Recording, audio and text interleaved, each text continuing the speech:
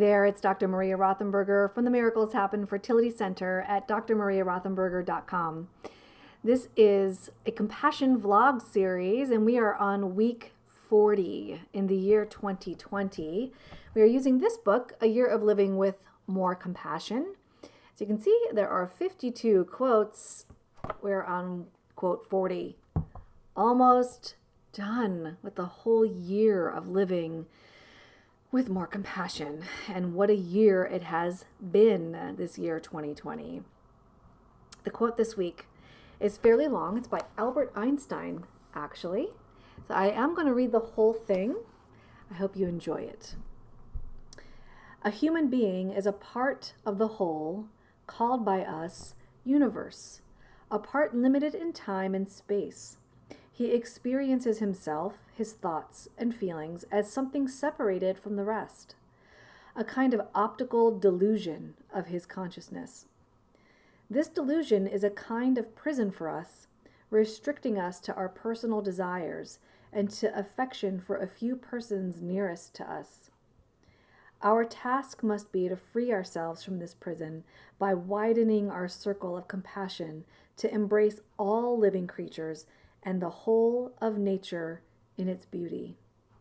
Nobody is able to achieve this completely, but the striving for such achievement is in itself a part of the liberation and a foundation for inner security. Have you ever heard of a Nobel Prize winning scientist sound so poetic? Thank you, Albert Einstein. What's he saying? He is saying it is a complete delusion to think that we are separate from other people.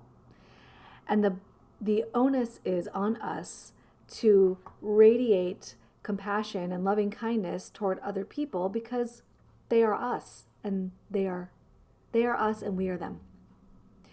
So, the practice for this week is called a Metta Meditation. Now, I think we've already done this practice through this series.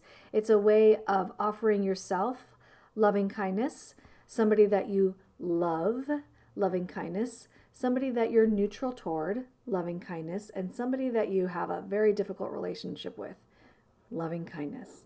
All four of them, including yourself. I like what she says here. The person that chose this quote is named Jenny Phillips. She's a PhD in MSN. And she says, Metta, or loving kindness, means to radiate out from a constricted focus on the self as separate from the other, from me and mine to us and everyone. What a huge task this is for us to achieve. It requires persistent practice, working against our biological nature. So yes, practicing loving kindness toward somebody who really irks you is monumental. It's a giant task to be able to do that. So start small. Start with someone who annoys you just a little bit and see how you radiate out the loving kindness. I challenge you to that task for this week, to offer yourself loving kindness, someone you love, loving kindness, someone you are neutral toward, like a store clerk or something, and someone who annoys you mildly. If you want to get really challenged, offer loving kindness to someone who royally pisses you off. You get an A+ in my book for trying that this week. You can do that in a meditative state or just simply think about it. That is the practice for this week. I would love to know how that worked for you and how you felt about it. And if you felt any shifts inside when you utilize this practice. As Albert Einstein says, it's a delusion to think that you are separate from even the people that annoy you or really royally piss you off. You are them and they are you. Offer them loving kindness. I will see you next week. Have a good one.